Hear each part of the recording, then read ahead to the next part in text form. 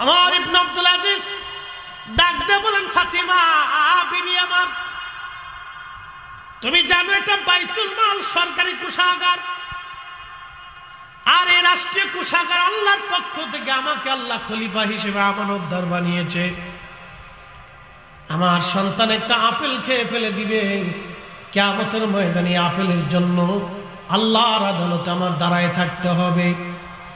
দুনিয়াতে তোমার সন্তান কান্না করুক, তাতে আমার কোনো আফসোস নাই, কিন্তু কিয়ামতের ময়দানে তোমার একটা সন্তানের আপেলের জন্য আমি ওমর ইবনে আব্দুল আজিজ এই রাষ্ট্রের হিসাব দিতে যাইয়া আল্লাহর আদালতে দাঁড়ায় থাকতে হবে। শাস্তির মুখাপেক্ষী হতে হবে। এই লজ্জা নেওয়ার আগে দুনিয়া থেকে বাচ্চা কান্না করলে আমার তাতে কোনো দুঃখ নাই। একবার জোরে বলা যাবে আল্লাহু আকবার, নারা চিৎকার করে বলেন আল্লাহু আকবার। এরা রাসূলুল্লাহর উম্মত। নবী বলেন উম্মতে কিয়ামতের আলামতের একটা আলামত হলো ওয়াদাউল আমানা, আমানতের খেয়ানত হবে, আমানতের খেয়ানত হবে, আমানতের খেয়ানত হবে।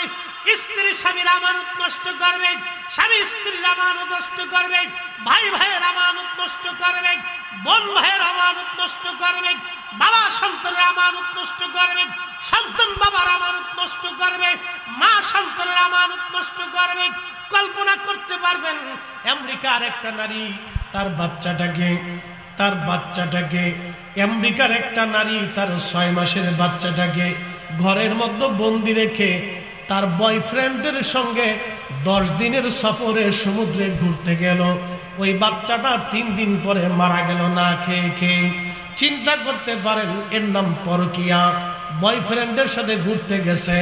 আমার বাংলাদেশে এইরকম জিন্সের প্যান্ট পরা, শার্ট গায়ে দেওয়া কলেজ ভার্সিটির মেয়ের এখন বয়ফ্রেন্ড আর গার্লফ্রেন্ড তালাশ করে বেড়ায়।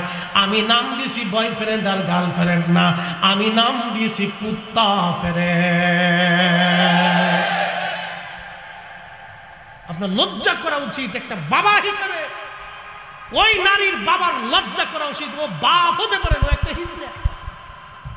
যার মেয়ে জিন্সের প্যান্ট পরে রাস্তা দিয়ে হাঁটে, তো হিজলা। কয়েকদিন আগে দেখেছেন আদরের দনির দুলালিরা গুলশান বনানীতে মদ পান করে একটা আর একটা চুল টেনে ছিটতেছে। নারী জাতি যদি মদ পান করে সে নারী হতে পারে? ওই পেট থেকে কিসের জন্ম হবে? আগামী প্রজন্ম কোথায় চলে যাচ্ছে আপনি কল্পনাও করতে পারবেন না। এজন্যই আমার দেশে বেশি বেশি ঘরে ঘরে নবীর দুরূদ সালাম মিলাদ কিয়াম কোরআন খতম দরকার। কথা কোন ঠিক কিনা? পাকিস্তান থেকে একজন বাংলাদেশে একজন গায়ক আসছে। ওই গায়কের গান শোনার জন্য আমার ঢাকা শহরের ধনীর আদরের দুলালেরা জিন্সের প্যান্ট পরে, হাফ প্যান্ট পরে, গেঞ্জি গায়ে দিয়া হাজার হাজার যুবক যুবতী বেহায়াপনা করতেছে। একবার জোরে বলা যাবে কি নাউজুবিল্লাহ।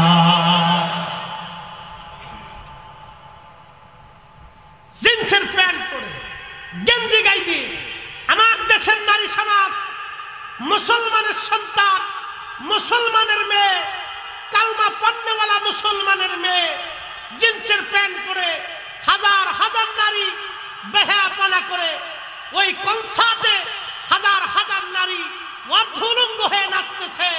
এর অর্থ হচ্ছে আমার দেশের প্রত্যেকটা অঞ্চলে অঞ্চলে মাহফিল দরকার। আবার মিলাদুন নবী প্রত্যেকটা মসজিদে, ঘরে ঘরে, এলাকায় চালু হওয়া দরকার। প্রত্যেক ঘরে ঘরে রাসূলের কালিমের দুরূদ ও সালাম মিলাদ কিয়াম চালু হওয়া দরকার। প্রত্যেক ঘরে ঘরে মুসলমানের কোরআন খতম হওয়া দরকার। কথা বলেন ঠিক না? নারে তাকবীর, নারে রিসালাত, নারে গাউসিয়া, শাহিনশাহে মদিনা, আহলে সুন্নাত ওয়াল জামাত। এই বেদাতের তবকা দিয়ে, বেদাতের ভয় দেখিয়ে, বেদাতের দোহাই দিয়ে আমার দেশের কোরআন খতম উঠিয়ে দেওয়া হচ্ছে, মিলাদ শরীফ উঠিয়ে দেওয়া হচ্ছে, দোয়া উঠিয়ে দেওয়া হচ্ছে। মিলাদুন নবীর মাহফিলকে বন্ধ করে দেওয়ার জন্য আমার দেশের এক প্রকার ইহুদি দালালেরা উঠে পড়ে লেখেছে, আমরা সুন্নিরা যতদিন পর্যন্ত জিন্দা থাকব আল্লাহর জমিনে আল্লাহর নবীর মিলাদুন নবীর মাহফিল চালু থাকবে। হাত উঁচা করে বলেন ঠিক না? এই সমস্ত অপসংস্কৃতি আমার দেশে আপনি কল্পনা করতে পারবেন না। ধনীর আদরের দুলালগুলি, মেয়েগুলি অর্ধউলঙ্গ হয়ে জিন্সের প্যান্ট পরে যেভাবে নাচতেছে, আপনার লজ্জা হবে যে এরা কি করে মা হয়। আপনার লজ্জা করবে যে এরা কি করে ভবিষ্যতে মা হবে। এই নারীর গর্ভ থেকে কি বাচ্চা জন্ম হবে। আগামীর প্রজন্ম, আগামীর বাংলাদেশ, আগামীর ইসলাম, আগামীর যুব সমাজ, আগামীর নারী সমাজ আমরা অন্ধকারে নিমজ্জিত হতে দিতে পারি না। এজন্যই ঘরে ঘরে রাসূল কারীমের দুরুদ ও সালাম, মিলাদ মাহফিল, কোরআন তেলাওয়াত, দোয়া দুরুদ আমাদের প্রয়োজন, ঠিক না বেঠিক? এগুলি আমাদের দেশে বেদাতের দোহাই দিয়ে বন্ধ করে দেওয়ার জন্য একদম উঠে পড়ে লেগেছে। এগুলি ইহুদিদের চক্রান্ত।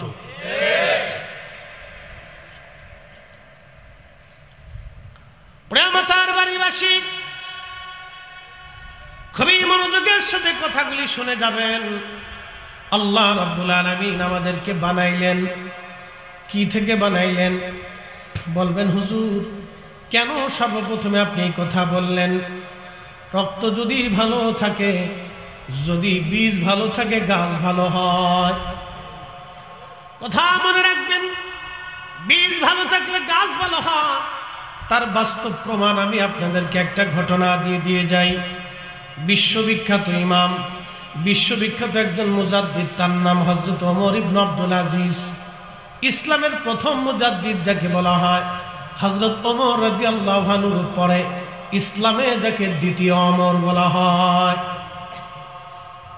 হযরত ওমর ইবনে আব্দুল আজিজ মুসলমানদের যখন তিনি খলিফা হওয়ার পরে ওমর ইবনে আব্দুল আজিজ রাদিয়াল্লাহু আনহু, তিনার স্ত্রীর নাম ছিল ফাতেমা। ছোট্ট সন্তান, কেবল হাঁটাহাঁটি করা শিখেছে। বাইতুল মালে নিয়ে যাওয়া হলো রাষ্ট্রীয় কোষাগার। রাষ্ট্রীয় কোষাগারে যখন তাকে নিয়ে যাওয়া হলো, রাষ্ট্রীয় কোষাগারে অনেক কিছু জমা হয়েছে। তো তখন কিছু আপেলও ভিন্ন এলাকা থেকে রাষ্ট্রীয় কোষাগারে জমা হলো। ওমর ইবনে আব্দুল আজিজের ছোট্ট ছেলেটা বাইতুল মালে যায় দৌড়াদৌড়ি করতে করতে ওই আপেল দেখে ছোট্ট ছেলেটা দৌড়ায় যাইয়া একটা আপেল হাতে নিয়ে মুখের মধ্য দিয়ে কামড় দিয়ে বাচ্চাটা খাওয়া শুরু করে দিল।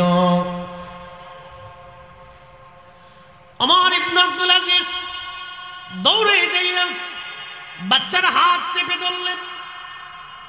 বাচ্চার হাত চেপে ধরার পরে ওমর ইবনে আব্দুল আজিজ রাহিমাহুল্লাহ বাচ্চার মুখের মধ্যে চাপ দিয়ে ধরে আঙ্গুলটা দিয়ে মুখের মধ্যে যে আপেল ছিল, এই আপেলটা আস্তে করে টান দিয়ে বের করে নিয়ে আসলেন। বাচ্চার হাত থেকে যখন আপেল নিয়ে বাইতুল মালে রেখে দিলেন, ছোট্ট বাচ্চা অত কিছু বুঝে না। ওই ছোট্ট বাচ্চাটার সাথে সাথে কেঁদে ফেললো, কান্না শুরু করে দিল। তার স্ত্রী ফাতেমা ডাক দিয়ে বলেন, স্বামী আমার, আপনি আমার এতটুকুন বাচ্চাকে কষ্ট না দিলেও তো পারতেন। আপনি কেন এতটুকুন বাচ্চাও তো বুঝে নাই? বাইতুল মাল থেকে না একটা ছোট্ট আপেলও নিয়ে গেছে। কি জন্য আপনি তারে কান্না করাইলেন? কি জন্য আপনি তারে কষ্ট দিলেন গো স্বামী আমার?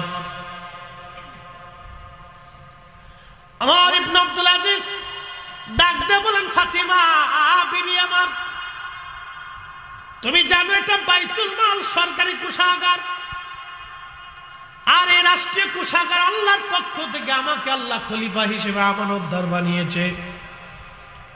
আমার সন্তান একটা আপেল খেয়ে ফেলে দিবে, কিয়ামতের ময়দানে আপেলের জন্য আল্লাহর আদালতে আমার দাঁড়ায় থাকতে হবে। দুনিয়াতে তোমার সন্তান কান্না করুক, তাতে আমার কোনো আফসোস নাই, কিন্তু কিয়ামতের ময়দানে তোমার একটা সন্তানের আপেলের জন্য আমি ওমর ইবনে আব্দুল আজিজ এই রাষ্ট্রের হিসাব দিতে যাইয়া আল্লাহর আদালতে দাঁড়ায় থাকতে হবে। শাস্তির মুখাপেক্ষী হতে হবে। এই লজ্জা নেওয়ার আগে দুনিয়া থেকে বাচ্চা কান্না করলে আমার তাতে কোনো দুঃখ নাই। একবার জোরে বলা যাবে আল্লাহু আকবার। নারা চিৎকার করে বলেন আল্লাহু আকবার। এরা রাসূলুল্লাহর উম্মত। নবী বলেন উম্মতে কিয়ামতের আলামতের একটা আলামত হলো ওয়াদাউল আমানাত। আমানতের খেয়ানত হবে, আমানতের খেয়ানত হবে, আমানতের খেয়ানত হবে। স্ত্রী স্বামীর আমানত নষ্ট করবে, স্বামী স্ত্রীর আমানত নষ্ট করবে, ভাই ভাইয়ের আমানত নষ্ট করবে, বোন ভাইয়ের আমানত নষ্ট করবে, বাবা সন্তানের আমানত নষ্ট করবে, সন্তান বাবার আমানত নষ্ট করবে, মা সন্তানের আমানত নষ্ট করবে। কল্পনা করতে পারবেন আমেরিকার একটা নারী তার বাচ্চাটাকে আমেরিকার একটা নারী তার 6 মাসের বাচ্চাটাকে ঘরের মধ্যে বন্দি রেখে তার বয়ফ্রেন্ডের সঙ্গে 10 দিনের সফরে সমুদ্রে ঘুরতে গেল। ওই বাচ্চাটা 3 দিন পরে মারা গেল না খেয়ে। চিন্তা করতে পারেন, এর নাম পরকিয়া। বয়ফ্রেন্ডের সাথে ঘুরতে গেছে। আমার বাংলাদেশে এইরকম জিন্সের প্যান্ট পরা শার্ট গায়ে দেওয়া কলেজ ভার্সিটির মেয়ের এখন বয়ফ্রেন্ড আর গার্লফ্রেন্ড তালাশ করে বেড়ায়। আমি নাম দিয়েছি বয়ফ্রেন্ড আর গার্লফ্রেন্ড না, আমি নাম দিয়েছি কুত্তা ফেরে। আপনার লজ্জা করা উচিত একটা বাবা হিসেবে। ওই নারীর বাবার লজ্জা করা উচিত। ও বাপ হতে পারে না, একটা হিজলা। যার মেয়ে জিন্সের প্যান্ট পরে রাস্তা দিয়ে হাঁটে তো হিজলা। কয়েকদিন আগে দেখেছেন আদরের দনির দোলালিরা গুলশান বানানিতে মদ পান করে একটা আর একটা চুল টেনে ছিটতেছে। নারী জাতি যদি মদ পান করে সে নারী হতে পারে? ওই পেট থেকে কিসের জন্ম হবে? আগামী প্রজন্ম কোথায় চলে যাচ্ছে আপনি কল্পনাও করতে পারবেন না। এজন্যই আমার দেশে বেশি বেশি ঘরে ঘরে নবীর দুরূদ সালাম মিলাদ কিয়াম কোরআন খতম দরকার। কথা কোন ঠিক কিনা? প্রিয় মুসলমান মাতার বাড়িবাসী, মনোযোগ দিয়ে শুনে যাবেন আপনারা। একবারে বাংলাদেশের একটা প্রান্ত সমুদ্র কেনারবর্তী এলাকা, খুবই গ্রামের মধ্যে আপনারা বসবাস করেন। হয়তো এই সমস্ত অপসংস্কৃতি আপনাদের মেয়েদের গায়ে আসর কাটে নাই, কিন্তু ভবিষ্যতে কাটবে। আপনি যদি বাংলাদেশের প্রত্যেকটা পীরের দরবারে আসা যাওয়া বন্ধ করে দেন, সব পীরের দরবার বন্ধ করে দেন, সব মাহফিল বন্ধ করে দেন, সব ওয়াজ নসিহত বন্ধ করে দেন, মাত্র 5 বছর মিলাদ মাহফিল বন্ধ করে দেন, দোয়া বন্ধ করে দেন, মিলাদ কিয়াম বন্ধ করে দেন, কোরআন খতম বন্ধ করে দেন, এইগুলি যদি বন্ধ করে দেন, মাত্র 5 বছর সময় লাগবে। দেখবেন আমার দেশের নারীরা হাফ প্যান্ট পরে রাস্তা দিয়ে ঘুরে ঘুরে বেড়াচ্ছে। দেখবেন মেয়েরা হাফ প্যান্ট পরে রাস্তা দিয়ে ঘুরতেছে। হা হা, কত নিকৃষ্টতা! আগামী প্রজন্ম বড় ভয়াবহতার ভিতরে আছে, কঠিন পরিস্থিতির ভিতরে আছে আগামী প্রজন্ম। এখনই আমাকে আপনাকে সচেতন হতে হবে। ইঁদুরের মতো বাচ্চা জন্ম দিয়ে ছেড়ে দিলে হবে না, ওটা মানুষ হলো কিনা দেখতে হবে। ইসলামী শিক্ষায় শিক্ষিত করতে হবে। রসুলের সুন্নতের আদলে থেকে মানুষ বানাইতে হবে। রসুলের কলিজা তার অন্তরে ঢুকাইতে হবে। নবী কি তাকে বুঝাইতে হবে। রসুল কি জন্য এসেছিলেন তাকে বুঝাইতে হবে। খাজা বাবা আজমির কি জন্য এসেছিলেন, শাহজালাল ইয়ামানি মুজাররিদি কেন এসেছিলেন, বদর শাহ আউলিয়া কেন এসেছিলেন, 12 আউলিয়া 360 আউলিয়া, খানজাহান আলী থেকে শুরু করে কুতুবউদ্দিন কাকি মুজাদ্দিদ আল ফুসানি সরহিন্দি, খাজা বাকি বিল্লাহ, হযরত শেখ আব্দুল হক মুহাদ্দিস দেহলভী, শাহ ওয়ালিউল্লাহ মুহাদ্দিস দেহলভী, ইমাম আহলে সুন্নাত আলা হযরত আহমদ রেজা খান, ফাজিল বেরলভী রাহমাতুল্লাহ আলাইহি, শাহিন শাহে শ্রীকোটি, এই সমস্ত আউলিয়া کرام জমিনে কেন এসেছিলেন এটা আমাকে বুঝতে হবে।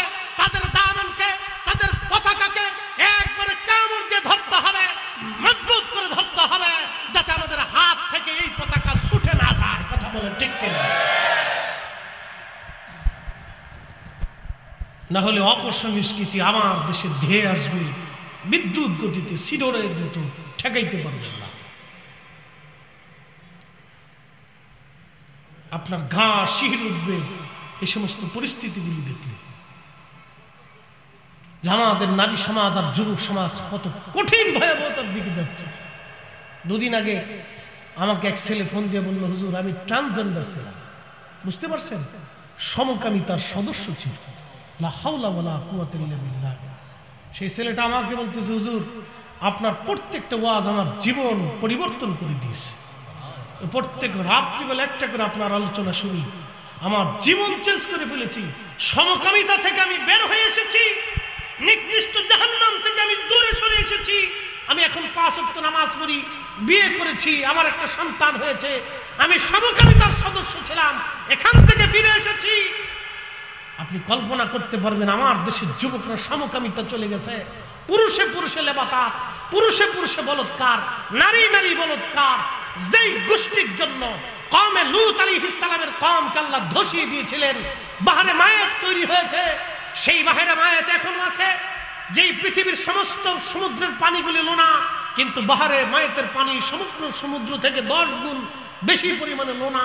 ওই পানির ভিতরে কোনো কীট পতঙ্গ জীব জানোয়ার বসবাস করতে পারে না, কোনো সৃষ্টি বাঁচতে পারে না। সেই কওমে লূত বাহরে মায়াত, সেই এখন আল্লাহ পাক সেই নিদর্শন রেখে দিয়েছেন। সেই ট্রান্সজেন্ডার সমকামিতা আমার দেশে বিদ্যুতের মতো, সিডরের মতো আমার দেশে ধেয়ে আসতেছে। যদি এখনই সতর্ক না হন, এখন যদি ঈমানের বলে বলিয়ান না হন, রাসূল কারীমের সেই দামনকে, পতাকাকে মজবুত করে না ধরে, আউলিয়া কেরামের দেওয়া, শাহজালালের দেওয়া ইসলামকে যদি এখনো দাঁত দিয়ে কামড় দিয়ে না ধরে, তাহলে এ জাতি অন্ধকারে নিমজ্জিত হবে। শাহজালালের বাংলা, শাহপরানের বাংলা, শাহ আমানতের বাংলা, 12 আউলিয়ার বাংলা, 360 আউলিয়ার বাংলা, এই সমস্ত অপসংস্কৃতি বেহাপনা আমরা সুন্নিরা জীবন গেল ঢুকতে দেব না। কথা বলেন ঠিক না বেটা? উপস্থিতি বড় ভয়াবহতার মধ্যে আমরা, আপনি কল্পনা করতে পারবেন। আপনি এখনই কনসার্ট দেন, মহেশখালীতে কনসার্ট দেন, দেখবেন লাখে লাখে যুবক আর যুবতী।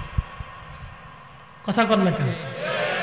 আপনি কক্সবাজার সমুদ্র সৈকতে কনসার্ট দেন, লক্ষ লক্ষ যুবক যুবতী, হয় আমার সন্তান, না হয় আমার মেয়ে, না হয় আমার ভাতিজি, না হয় আমার ভাগ্নি, না হয় আমার দূর সম্পর্ক আত্মীয়, না আমার প্রতিবেশী, না আমার এলাকার কেউ, না আমার বংশের কেউ না কেউ যা দেখবেন ওই কনসার্টে অর্ধ উলঙ্গ হয়ে পুরুষ নারী একসাথে উলঙ্গপনা করতেছে। মানুষ জাতি এতটা নিকৃষ্ট কি করে হতে পারে? মানব জাতি এতটা নিকৃষ্ট কি করে হতে পারে? কার মেয়ে কার ছেলে তার খবর নাই, একসাথে নাচানাচি করতেছে, চলতেছে। আল্লাহ এই জন্য আমাদেরকে বানান নাই। যে মাটির উপর আজ বসে আছি, সেই মাটির নিচে আমাদের ঘর হবে। কথা বলেন ঠিক কিনা? সেই মাটির নিচে আমাদেরকে ঘর হবে। আল্লাহ বলছেন সুম্মা ইউমীতুকুম, তোমাদেরকে আমি মৃত্যু দিয়ে দেব। সুম্মা ইউহয়ীকুম, তোমাদেরকে আমি আবার আল্লাহ জিন্দা করব। সুম্মা ইলাইহি তুরজাউন, আমি আল্লাহ তোমাদেরকে আবার আমার দরবারে ইলাহির সামনে দাঁড় করাবো। বিচারের কাঠগড়ায় হিসাব নিকাশের জন্য, তোমার জীবনের কর্মের হিসাব দেওয়ার জন্য আমি আল্লাহ তোমাকে দাঁড় করাবো। আহা, কি কঠিন সেদিন হবে। প্রিয় মুসলমান, খুবই মনোযোগ দিয়ে শুনে যাবেন। সৃষ্টির একটু পরিক্রমা থেকে আলোচনা করে আমি আবার অন্যদিকে আলোচনায় চলে যাব। মনোযোগ দেন। এই যে দেহ আপনারা দেখেন, এই দেহটার সূচনা হলো বাদা খালকাল ইনসানি মিন তুরামিন তিন। মানব জাতিকে আল্লাহর সৃষ্টির সূচনা করলেন মাটি থেকে। সুম্মা জাআলা নাসলাহু, বংশ বিস্তার করলেন আল্লাহ। মিন সুলালাতিন মিন মাইন মাহিন, আল্লাহর কোরআন বলতেছে শরীরের নির্গত পানি, যেটা পুরুষের পৃষ্ঠদেশ থেকে আসে, নারীর বক্ষ থেকে আসে।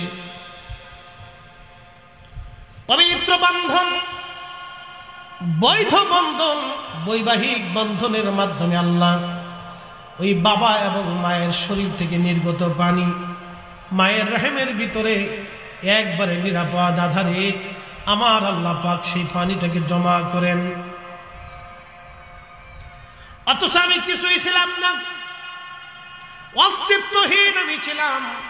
ওই পানির সাথে মাটি, মাটির সাথে পানি, পানির সাথে হাওয়া, হাওয়ার সাথে আপনার আগুন, বাতাস, খাক বাদ, আগুন, পানি, মাটি, বাতাস, এই 4টা পদার্থ দিয়ে আল্লাহ মানুষ বানাইলেন। চিৎকার করে জোরে বলেন না সুবহানাল্লাহ। 4 রঙের মশলা দিয়া যে কইরাছে তোর গঠন, 4 রঙের মশলা দিয়া আগুন, পানি, মাটি, বাতাস,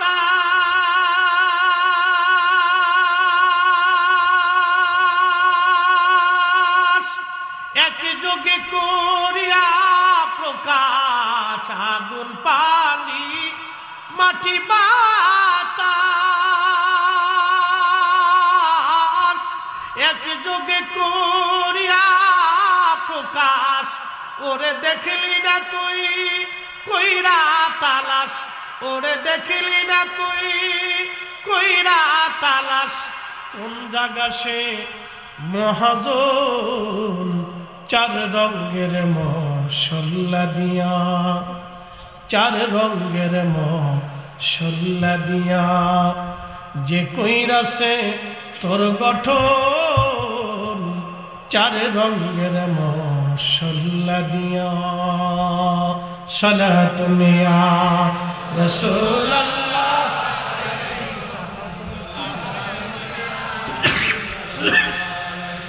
সালাতুন ইয়া রাসূলুল্লাহ সালামুন ইয়া হাবিব। বন্ধুগণ আমার, ওই পানিটা আল্লাহ রাব্বুল আলামিন মায়ের রেহেমের ভিতরে নিয়ে আসেন একটা বিশেষ জায়গা, পৃথিবীর সবচাইতে নিরাপদ জায়গা। আপনাদের কাছকে বুঝাই দিয়ে যায়, স্বামী স্ত্রী যারা হয়েছেন শরম লজ্জা করার কিছু নাই।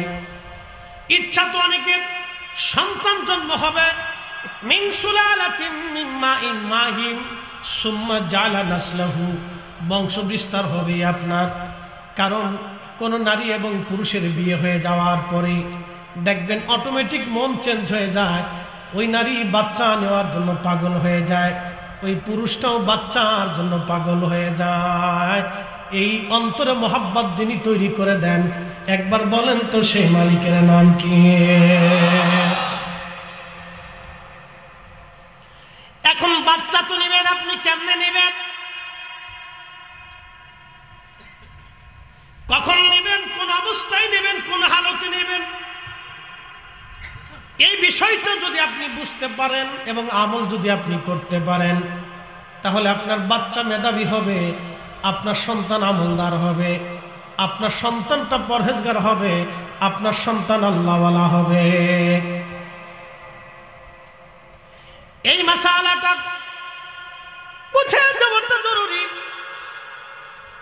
আমাদের বাড়িবাসী মা বোনেরা শুনিয়ে যান, বেহাপনা, বেপর্দা, জানা, নাপাকি, হারামি, শারাবি, খারাবি থেকে ভালো কিছু আশা করা যায় না। আল্লাহু আকবার, ভালো কিছু আশা করা যায় না। এরপরে আল্লাহ রাব্বুল আলামিন বললেন, বান্দারে তুমি শোনো, আমি রাব্বুল আলামিন সুম্মা জাআলনাহু নুতফাতান ফি করারিম মাকিন।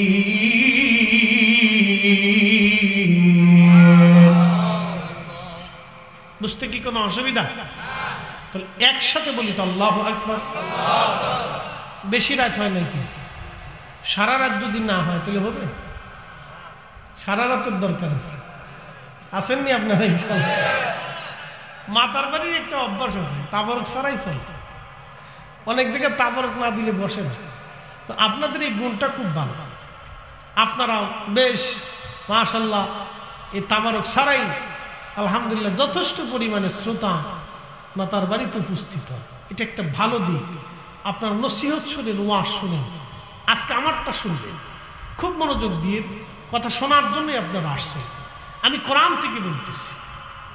আল্লাহ বললেন, তোমার যে নুতফাটা, বাবার নির্গত, মায়ের শরীর থেকে নির্গত যে নুতফা পানি, এটা আল্লাহ এমন একটি স্থানে রাখলেন, ফি করারিম মাকিন, একবারে নিরাপদ আধারে, নিরাপদ স্থানে।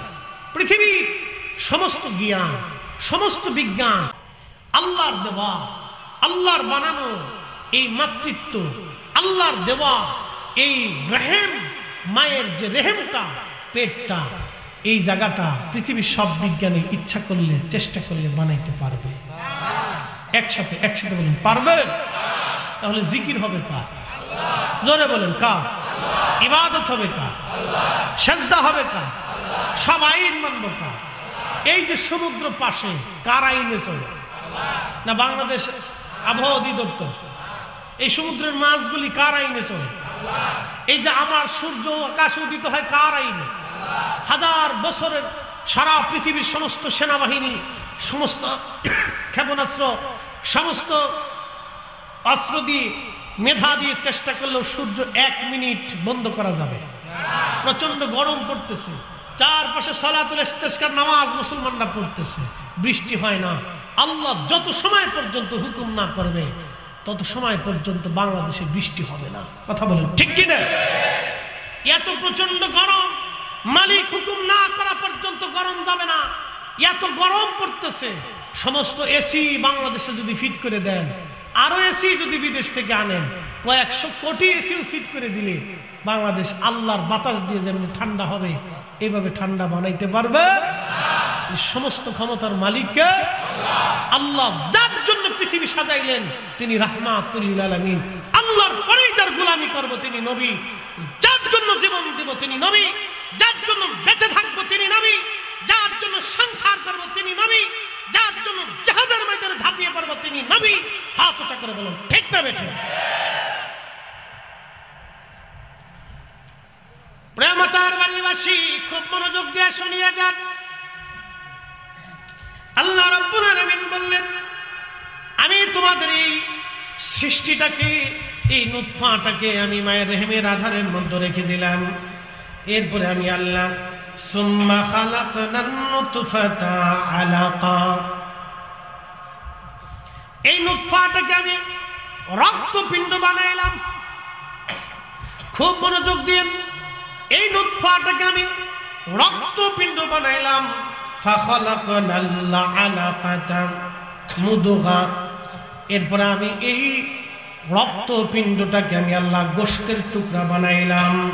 ফাখালাকনাল মুদগাতা ইদামা, এরপরে আমি রব্বুল আলামিন এই গোশতের টুকরাটাকে অস্থি পিঞ্জরে আমি আল্লাহ বানাইলাম, হাড্ডি গুড্ডি বানাইলাম। এরপরে আমার আল্লাহ বললেন, ফাকাসাউনাল ইদামা লাহমা, আমি রব্বুল আলামিন ওই অস্থি পিঞ্জরগুলিকে গোশত দিয়ে আমি আল্লাহ ভরাট করে দিলাম।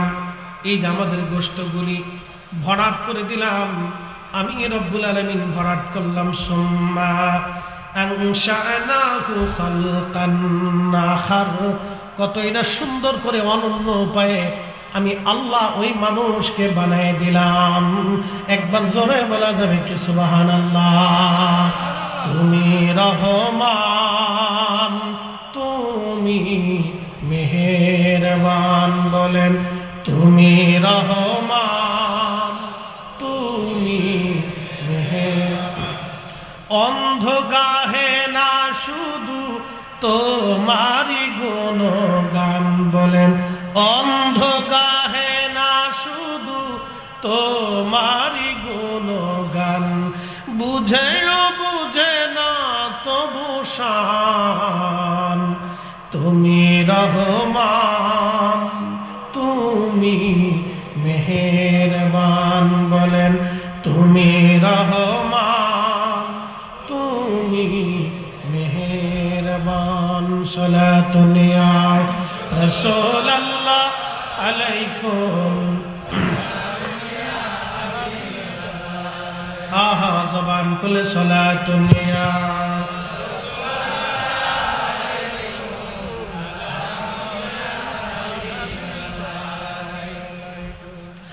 মাতার বাড়িবাসী, আমার নবীজি বলেন উম্মতরে, অ্যাটেনশন, মায়ের রেহেমের ভিতরে যখন ওই প্রথম পানিটুকু আল্লাহ দিয়ে দেন, 40 দিন পর্যন্ত আল্লাহ ওই পানিটাকে মায়ের রেহেমের ভিতরে রিফাইন করতে থাকেন। 40 দিন পরে ওই পানিটুকু আল্লাহ রাব্বুল আলামিন রক্তপিণ্ড বানায় দেন। ওই রক্তপিণ্ড আরো 40 দিন পর্যন্ত আমার আল্লাহ মায়ের রেহেমের মধ্যে আমার রব্বুল আলামিন ওই রক্তপিণ্ডটাকে আমার আল্লাহ রিফাইন করতে থাকেন। এরপরে আল্লাহ বললেন 40 দিন পরে ওই রক্তখণ্ডটাকে আমার আল্লাহ গোশত অস্থিপুঞ্জ বানায় দেন। এই যে আমাদের বডি দেখেন, বাকি 40 দিন পরে ওটাকে রিফাইন করতে করতে এটা অস্থিপিঞ্জরে হয়ে যায়। 3 মাস 4 মাস পরে যখন 120 দিন পার হয়ে যায়, তখন আমার আল্লাহ রাব্বুল আলামিন রুহের জগৎ থেকে আমাদের যে রুহুর ইঞ্জিনটা, এই ইঞ্জিনটা আমার আল্লাহ জিব্রাইলের মাধ্যমে মায়ের পেটের ভিতরে আমার আল্লাহ ফুঁকায় দেয়। চিৎকার মেরে জোরে বলেন আল্লাহু আকবার। খাসার ভিতর চিন পাখি কেমনে আসে যায়, আজ পর্যন্ত ভিতরে কে তার দেখা গেল না, চিনা গেল না। রুহু কি আজ পর্যন্ত আপনি দেখেন নাই, চিনেন নাই। আল্লাহ বলেন ওয়ায়াসআলুনাকা আনির রূহি কুলির রূহু মিন আমরি রাব্বি। আমার আল্লাহ ডাক দিলেন, বান্দা হাবিব বন্ধু আমার, আপনি আমার বান্দারা মুশরিকরা কাফেররা আপনাকে জিজ্ঞেস করে রূহ কি জিনিস, আপনি বলে দেন কুলির রূহু মিন আমরি রাব্বি, এই রূহটা আমি আল্লাহর হুকুম, এই রূহ আমি আল্লাহর হুকুম। শুনিয়া যান মাতার বাড়িবাসী, এই রূহটা যখন আল্লাহ 4 মাস সময়ে 120 দিন বয়সে মায়ের রহিমের ভিতরে আল্লাহ দিয়ে দিলেন, যখন আসলো কেউ জানলো না। এই রূহটা নিয়ে আপনি দুনিয়াতে আসলেন, কিন্তু যখন রূহটা দেওয়া হয় আল্লাহ বলেন জিব্রাইল রে, 4টা জিনিস আমার বান্দার জন্য তুমি নির্ধারিত করে দাও আমি আল্লাহর পক্ষ থেকে। 1 নম্বর হায়াত, আমারে বান্দা কতদিন পর্যন্ত দুনিয়াতে বেঁচে থাকবে। সালাতুন ইয়া রাসূলুল্লাহ আলাইকুম,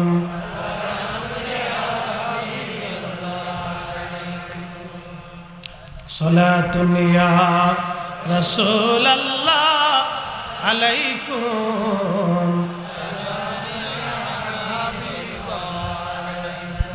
খবর লাও ইয়া রাসূলুল্লাহ, খবর লাও মেরে মাওলা মেরে আকা, খবর লাও সালাতুন ইয়া রাসূলুল্লাহ আলাইকুম।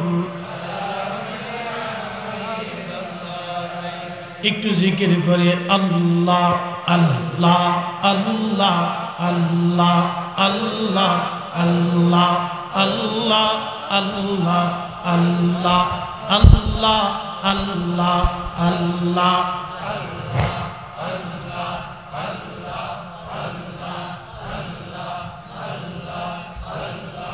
আল্লাহ তোমার লীলা খেলা কেউ বোঝে কেউ বোঝে না।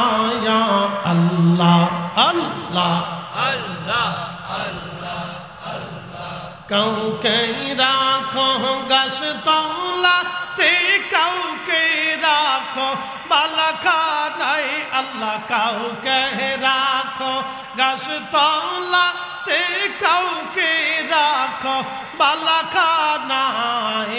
আল্লাহ তোমার লীলা খেলা কেউ বোঝে কেউ বোঝে না। আল্লাহ আল্লাহ আল্লাহ আল্লাহ আল্লাহ আল্লাহ আল্লাহ। ইব্রাহিম তোমার নবী ছিল, নমরুদের আগুনে ফেললো। ইব্রাহিম তোমার নবী ছিল, নমরুদের আগুনে ফেললো। আগুন হইল ফুলবাগিচা, পশম কেনে পুরলো না। আল্লাহ আগুন হইল ফুলবাগিচা, পশম কেনে পুরলো না। আল্লাহ তোমার লীলা খেলা কেউ বোঝে কেউ বোঝে না। আল্লাহ আল্লাহ আল্লাহ আল্লাহ আল্লাহ আল্লাহ আল্লাহ আল্লাহ আল্লাহ আল্লাহ আল্লাহ আল্লাহ আল্লাহ। কাউকে গাছতলাতে কাউকে রাখো বালাখানায় আল্লাহ কাউকে রাখো গাছতলাতে কাউকে রাখো বালাখানায় আল্লাহ তোমার লীলা খেলা কেউ বোঝে কেউ বোঝে না আল্লাহ আল্লাহ আল্লাহ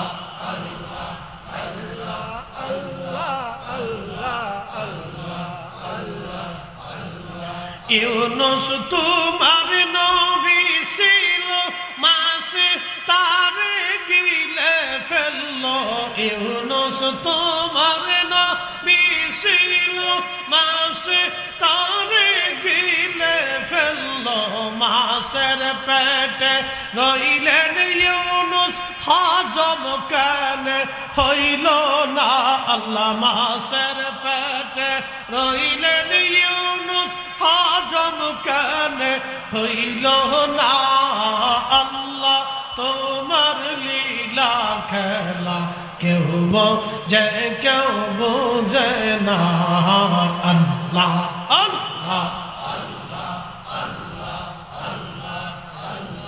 কাউকে রাখো গাছতলাতে কাউকে রাখো বালাখানায় আল্লাহ কাউকে রাখো গাছতলাতে কাউকে রাখো বালাখানায় আল্লাহ তোমার লীলা খেলা কেউ বোঝে কেউ বোঝে না আল্লাহ আল্লাহ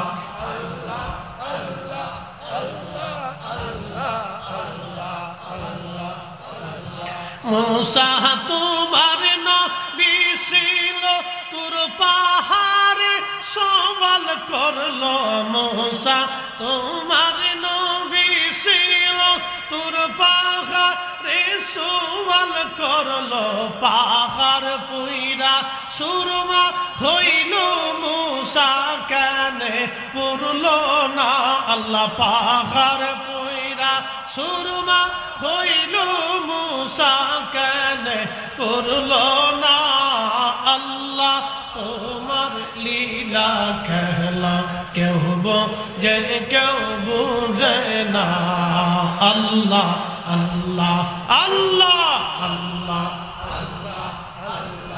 আল্লাহ আল্লাহ কাউকে রাখো গাছতলাতে কাউকে রাখো বালাখানায় আল্লাহ কাউকে রাখো গাছতলাতে কাউকে রাখো বালাখানায় আল্লাহ তোমার লীলা খেলা কেউ বোঝে কেউ বোঝে না আল্লাহ আল্লাহ আল্লাহ আল্লাহ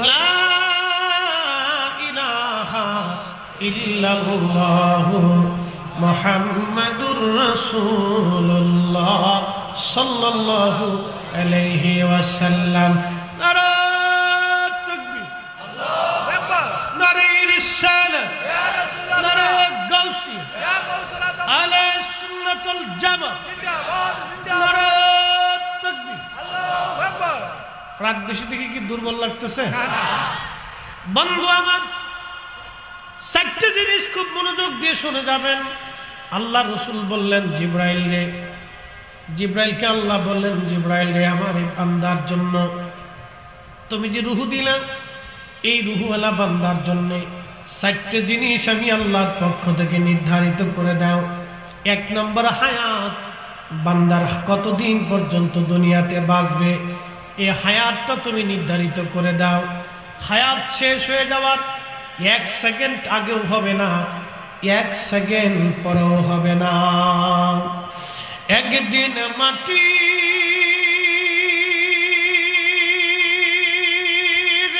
ভিতরে হবে ঘরে মন আমার কেন বাঁধো দালান ঘর মন আমার কেন বাঁধো দালান ঘর ওয়ালাই يؤخر الله نفسا إذا جاء أجلها আল্লাহ বলেন বান্দারে এক সেকেন্ড সময় আগেও হবে না পরেও হবে না হায়াত যখন শেষ হবে আগেও না পরেও না তোমার জিন্দেগীর হায়াত শেষ মালাকুল মউত তোমার সঙ্গে সাক্ষাৎ করবে আগেও হবে না পরেও হবে না হযরত সুলাইমান আলাইহিস সালাতু ওয়াস সালামের বিরাট বড় রাজ দরবার ছিল বর্তমান যেটা ফিলিস্তিনের বাইতুল আকসা এই বাইতুল আকসা মসজিদ সর্বপ্রথম যিনি নির্মাণ করেছিলেন তিনি হযরত ইয়াকুব আলাইহিস সালাম হযরত ইব্রাহিম আলাইহিস সালামের নাতি ইয়াকুব আলাইহিস সালাম সর্বপ্রথম বাইতুল আকসা নির্মাণ করেছিলেন এরপরে দ্বিতীয়বার যেটা সংস্করণ এবং সুন্দর বিল্ডিং দিয়া আলিশান পাথর দিয়ে দামি দামি পাথর আল্লাহু আকবার এবার ওই যে আল্লামা ইসমাইল হাক্কি তাফসীর রুহুল বায়ানের মধ্যে লেখেন হযরতে সুলাইমান নবীজি মসজিদ বানাইছিলেন পৃথিবীর দামি দামি মুক্তা এবং পাথর দিয়ে এই পাথরের আলো এতই আলো ছিল রাতের আধারে 16 মাইল দূর থেকে ফিলিস্তিনের নারীরা পাথরের আলো থেকে সুই দিয়ে তারা কাঁথা কাপড় সেলাই করতে পারত একবার জোরে বলা যাবে কি আল্লাহু আকবার আজ পর্যন্ত বিজ্ঞানে যেটা সম্ভব হয় নাই সেটা সুলাইমান নবী দেখাই দিয়ে গেল তেলের গাড়ি তেলে চলে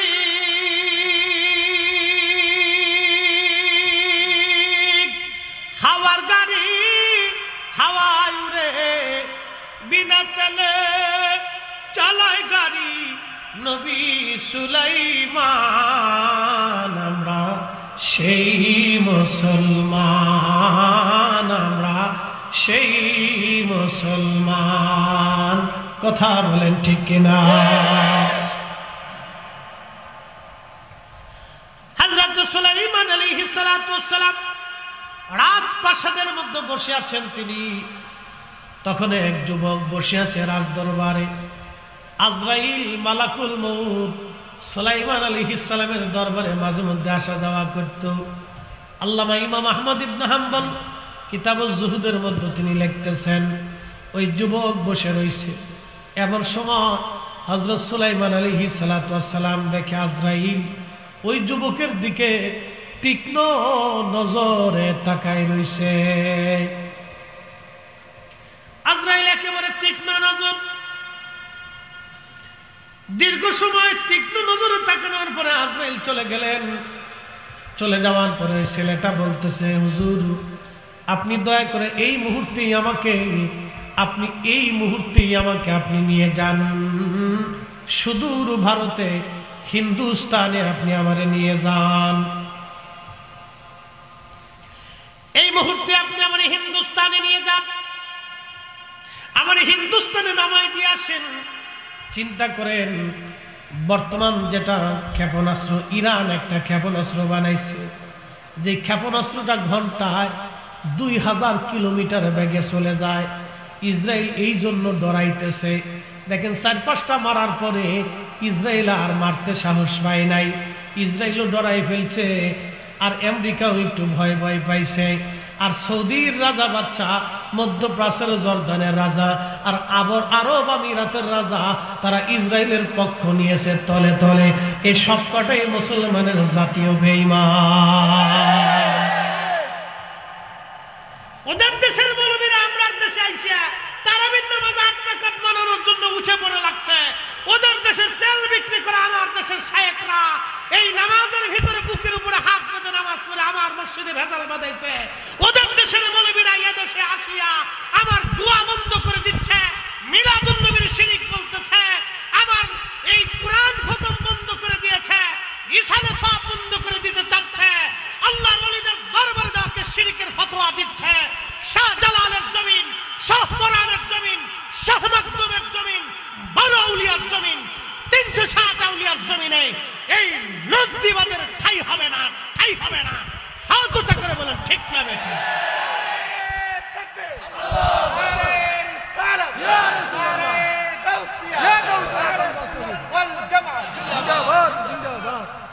আপনাদের বুঝতে কোনো অসুবিধা না? ফিলিস্তিনের বাচ্চারা ৭৫ বছর ধরে তারা ইসরায়েলের কাছে মাথা নত করে নাই। আজও গাজার মুসলমান নির্বিচার শহীদ হয়েছে। ৪০,০০০-এর উপরে মুসলমান শহীদ হয়েছে।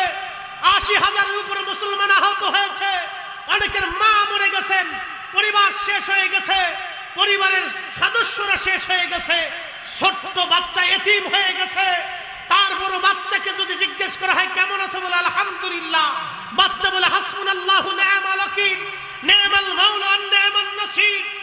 সৌদি আরবের রাজা বাচ্চারা, আমির উমরারা যারা 30টা 32টা বউ বিয়ে করে আলিশান আরাম করে খালি নেশা করে বেড়াচ্ছে, ওদের শেখা উচিত ফিলিস্তিনের বাচ্চা থেকে ঈমান নেওয়া উচিত।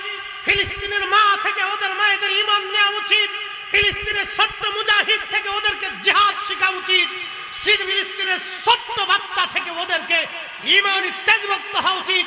এর অর্থই হচ্ছে ফিলিস্তিনের একটা ছোট্ট বাচ্চার জুতার ওজনের সমান সৌদির মধ্যপ্রাচ্যের রাজা বাচ্চারা হতে পারে না।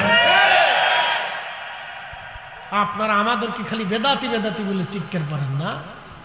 হ্যাঁ, এদেশে কাদেরিয়া, চিশতিয়া, নকশবন্দিয়া, সোহরাওয়ার্দা, নিজামি, ওসমানিয়া, ওয়াইসি, এই সমস্ত তরিকা যদি না আসতো, পীর মাশায়েখ না আসলে দেশে ইসলামের অস্তিত্বই খুঁজে পাওয়া যাইত না, কালেমার আযানের অস্তিত্ব খুঁজে পাওয়া যেত না।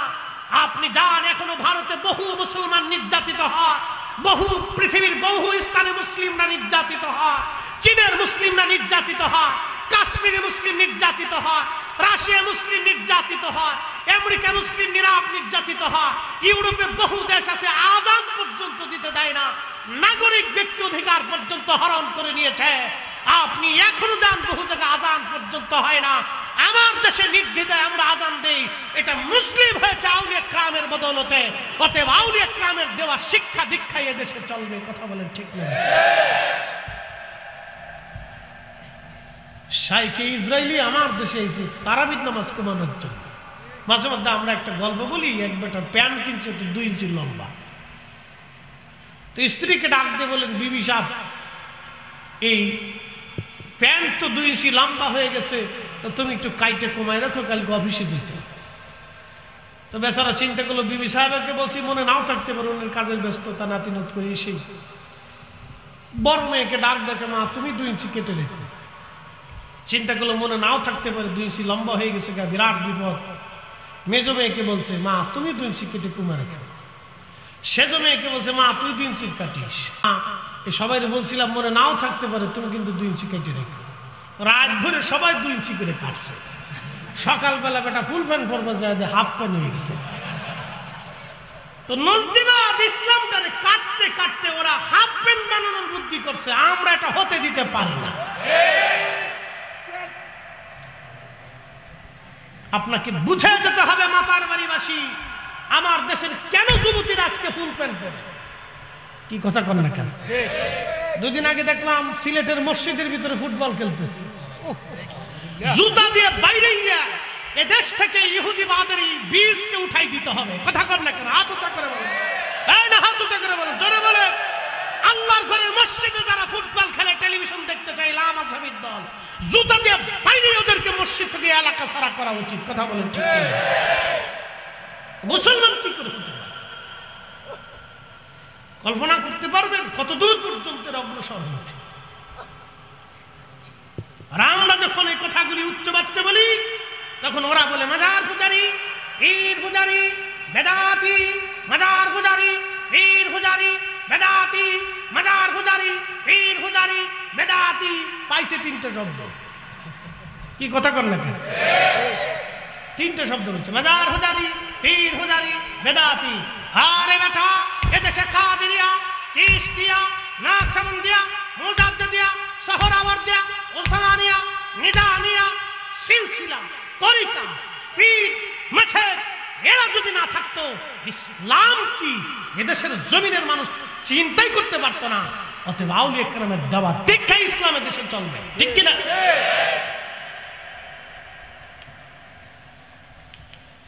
আফসোস আজকে উম্মতের জন্য বড় কঠিন পরিস্থিতির সম্মুখীন আমরা। আমাদেরকে একবারে উহুদ পাহাড়ের মতো শক্ত থাকতে হবে। কষ্ট হচ্ছে আপনাদের? কিছু সময় বসা যাবে তো ইনশাআল্লাহ? একসাথে বলি তো আল্লাহু আকবার। সুন্নি মুসলমান জাগো, সুন্নি মুসলমান বলেন, সুন্নি মুসলমান জাগো, সুন্নি মুসলমান। ময়দানেতে প্রমাণ হবে, ময়দানেতে প্রমাণ হবে আসেনি ঈমান। সুন্নি মুসলমান জাগো, সুন্নি মুসলমান, সুন্নি মুসলমান জাগো, সুন্নি মুসলমান। আমরা হলাম নবীর সেনা, ভয় করি না বুলেট বোমা, ঠিক কিনা? হাত উঁচু করে বলেন ঠিক কিনা? দু হাত উঁচু করে বলেন ঠিক কিনা? আমরা হলাম নবীর সেনা, ভয় করি না বুলেট বোমা। ইতিহাসে লেখা আছে কারবালার প্রমাণ। সুন্নি মুসলমান বলো, সুন্নি মুসলমান জাগো, সুন্নি মুসলমান জাগো, সুন্নি মুসলমান।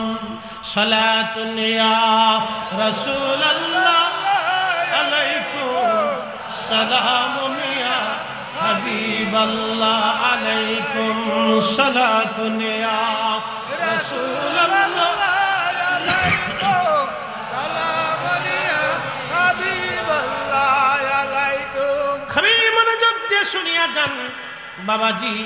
প্রথম নম্বরে আল্লাহ হায়াত, এক সেকেন্ড আগেও না, এক সেকেন্ড পরেও না। হযরতি ওই সুলাইমান আলাইহিস সালামের কাছে যুবক ডাক দিয়ে বলতেছে, হুজুর এই সময় দ্রুত গতিতে আমাকে হিন্দুস্তানে আপনি নিয়ে যান, হিন্দের জমিনে নিয়ে যান। খুদারি পাইগম্বার সুলাইমান আলাইহিস সালাম বাতাসকে বললেন, বাতাস দ্রুত গতিতে তাকে হিন্দুস্তানে নিয়ে যাও। তাহলে চিন্তা করেন, ইরান ক্ষেপণাস্ত্র বানাইলো ঘন্টায় 2000 কিলোমিটার বেগে।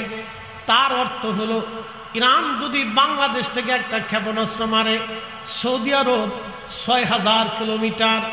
এই ক্ষেপণাস্ত্রটা সৌদি আরব পৌঁছাইতে বেশি সময়ের দরকার হবে না, বেশি সময়ের প্রয়োজন হবে না। আর একটা ক্ষেপণাস্ত্র ইরান বানাইলো, সেই ক্ষেপণাস্ত্র এই শব্দের 5 গুণ গতিতে বেশি চলে। এটার নাম হাইপারসনিক ক্ষেপণাস্ত্র। শব্দের থেকে 5 গুণ বেশি গতিতে এই ক্ষেপণাস্ত্রটা চলে। এই জন্য ইসরায়েল ভয় পাচ্ছে যে ইরান থেকে বসে বসে মারবে আর আমার ঘরের মধ্যে আইসা পড়বে, আমার কিছুই করার থাকবে না। এই জন্য ওরা যুদ্ধ বাধায় নাই, ভয়ে চুপসে গেছে। মুসলমান যদি একত্রিত হতো তাহলে আজকে এই মুসলমানের করুণ পরিণত হতো না। আমরা কেন নজদিবাদের বিরুদ্ধে কথা বলি জানেননি? সৌদি আরব, ইয়ামান, Oman, Qatar, Dubai, Lebanon, Libya, Jordan, Syria, ফিলিস্তিন, এই মিশর, ইরান, ইরাক, এই পুরা অঞ্চলটা ছিল একটা মুসলিম দেশ। এই আব্দুল ওহাব নজদি, এই মরুর ডাকাত, এই সৌদ বাদশা সৌদরে নিয়া এই আপনার উসমানীয় সাম্রাজ্যের বিরুদ্ধে তারা যুদ্ধ করে এই আরব দেশগুলি তারা দখল করে নিয়া এই ব্রিটিশরা এই আরব দেশদেরকে ছোট্ট ছোট্ট দেশে পরিণত করিয়া আজকে আরব আমিরাতরে গোলাম বানাইছে, জর্দানরে গোলাম বানাইছে, সৌদির বাচ্চারে গোলাম বানাইছে, কাতারের বাচ্চারে গোলাম বানাইছে, ওমানের বাচ্চারে গোলাম বানাইছে, ইয়ামানের বাচ্চারে গোলাম বানাইছে, ওই মিশরের বাচ্চাদেরকে তারা গোলাম বানায় রাখছে, ইরাকের বাচ্চাদেরকে গোলাম বানাইছে। সমস্ত পৃথিবীর মুসলমান আরবরা যদি এক জাতিতে থাকতো তাহলে আজকে তামাম পৃথিবী আরবদের পায়ে সালাম করত। কথা কর না কেন, ঠিক কিনা? কিন্তু ওরা কি করছে? আব্দুল ওহাব নজদি আর এই বাদশা সৌদের ডাকাতরে দিয়ে পুরো আরবদের খণ্ড বিখণ্ড করছে। এই জন্য আমরা নজদিবাদের বিরুদ্ধে কথা বলি। ওরা মুসলমানদের এমন এক ক্ষতি করছে যেটা অপূরণীয়, অকল্পনীয় ক্ষতি, যেই ক্ষতির কারণে আজকে ফিলিস্তিনের মুসলমান ৭৫ বছর ধরে মার খাচ্ছে, অথচ আরব কিচ্ছু করতে পারে না।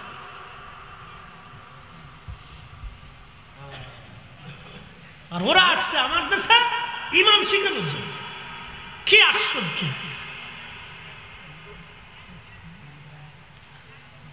হযরত সুলাইমান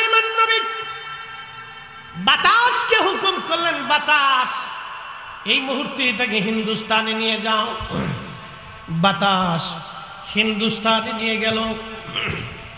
কিছুক্ষণ পরে আজরাইল আলাইহিস সালাম সুলাইমান আলাইহিস সালামের রাজ দরবারে গেলেন। যাওয়ার পরে হযরতে সুলাইমান আলাইহিস সালাম জিজ্ঞেস করলেন, আজরাইল, বিষয়টা তো বুঝলাম না, আপনি ওই যুবকের দিকে তীক্ষ্ণ নজরে কি জন্য তাকাইছিলেন? হযরত আজরাইল আলাইহিস সালাম বলেন, হুজুর, আমি ওই যুবকটার দিকে আশ্চর্য হয়ে তাকাইলাম এই জন্য, কিছু সময় পরে এই যুবকটা হিন্দুস্তানে তার মৃত্যু লেখা, সে হিন্দুস্তানে আমি তার জান কবজ করব, কিন্তু তখনও ফিলিস্তিনে হাজার হাজার মাইল দূরে আপনার রাজপ্রাসাদী যুবক বসে রয়েছে। আমার কাছে বড় আশ্চর্য লাগতে লাগলো, কি করে আমি যুবকের হিন্দুস্তানে জান কবজ করব, অথচ এখনো আপনার রাজ দরবারে বসে রয়েছে। আল্লাহর কুদরতের দিকে তাকাইয়া আমি আজরাইল চিন্তায় আশ্চর্য হয়ে যুবকের দিকে তীক্ষ্ণ নজরে তাকাইছিলাম। আল্লাহর নবী বললেন, রূহটা যখন মায়ের পেটের ভিতরে আমাদের বডির ভিতরে আল্লাহ ঢুকায় দেন, তখন প্রথম নাম্বার হায়াত। আল্লাহ বলে দে, জিব্রাইল, আমি আল্লাহর পক্ষ থেকে নির্ধারিত করে দাও কোথায় সে মারা যাবে। ওমা তাদরি নাফসুম বিআইয়ি আরদিন তামুত, কোন জায়গা, কোন স্থানে, কোন অবস্থায়, কোন সময় সে মারা যাবে, তুমি জিব্রাইল এটা লিখিয়ে দাও।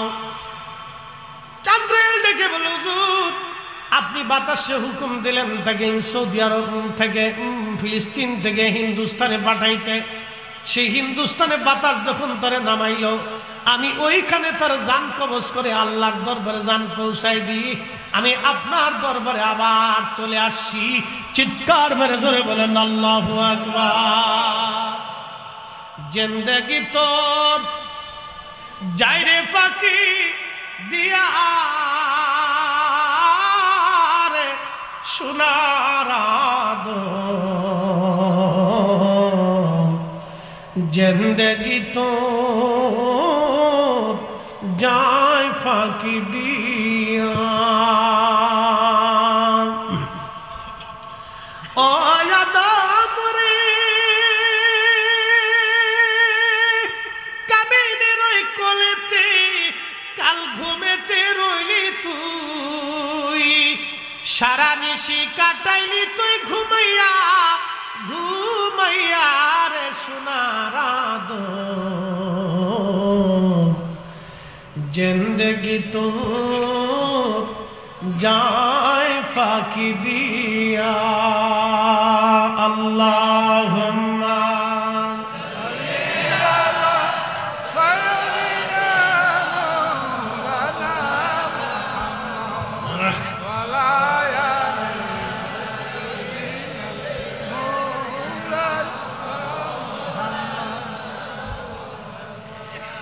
প্রথম নাম্বার হায়াত, মৃত্যু আল্লাহ রাব্বুল আলামিন লিখে দেন। 2 নাম্বার রিজিক, কি পরিমাণে আপনার রিজিক হবে, কি পরিমাণে অর্থ হবে, কি পরিমাণে আপনি খাবেন। বাংলাদেশে দেখবেন হাজার হাজার কোটি কোটি টাকার মালিক যারা আমাদের রাষ্ট্রীয় সম্পদ চুরি করে নিয়ে সুইস ব্যাংকে পাঠায় দেয়, বেগম পাড়া বাড়ি বানায়, ওদের নসিবে খাওন জুটে না। ওরা বোতল সার মুড়ি, 2 ডোক বাইরা, ছেলেও বোতল সার মুড়িদ, মাইয়াও বোতল সার মুড়িদ, বউ বোতল সার মুড়িদ, ও নিজেও বোতল সার মুড়িদ।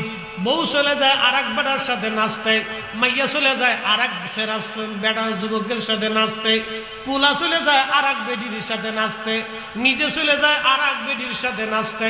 চরিত্রের কোনো আগাগোড়া মাথা ছাতা নাই, দেখবেন কপালে কোনো শান্তি নাই, শান্তির মা মরে গেছে, কারণ এটা গরিব মানুষের টাকা।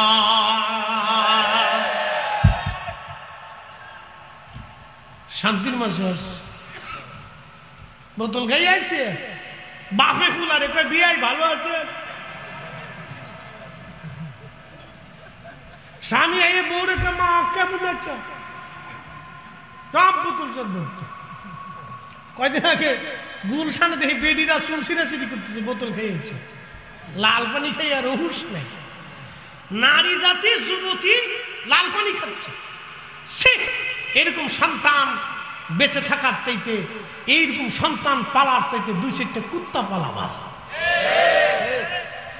শিল, কুত্তা, গরু, ছাগল, হাঁস, মুরগি, ভেড়া, বকরি এগুলো খাওয়াই যাবেন, পেলে যাবেন, জাতির উপকার হবে। 2-4টা কুত্তা পাললে অন্তত এলাকা পাহারা দিতে পারবে। কিছু না হলেও দেশের মানুষের মোরগ মুরগি তো হাঁস শিয়াল থেকে বাঁচতে পারবে। কি কথা খারাপ কিছু ভাই? আহা, বড় আফসোস এই উম্মতের জন্য। প্রত্যেক অপরাধের শাস্তি দুনিয়ার থেকে পাইতে হবে যদি তওবা না করে। কথা কন না কেন, ঠিক কিনা? কষ্ট হচ্ছে আপনাদের? চলবে? সারা রাত্র আসেন তো? কিরে নূর আসতনি নাতি পোলাবি আগে থাকবো। মাশাআল্লাহ। প্রিয় মুসলমান, খুবই মনোযোগ দিয়ে শুনে যান। 2 নাম্বার হলো রিজিক। আল্লাহর কোরআন বলল ওয়াতারযুকু মান তাশাউ বিগাইরি হিসাব।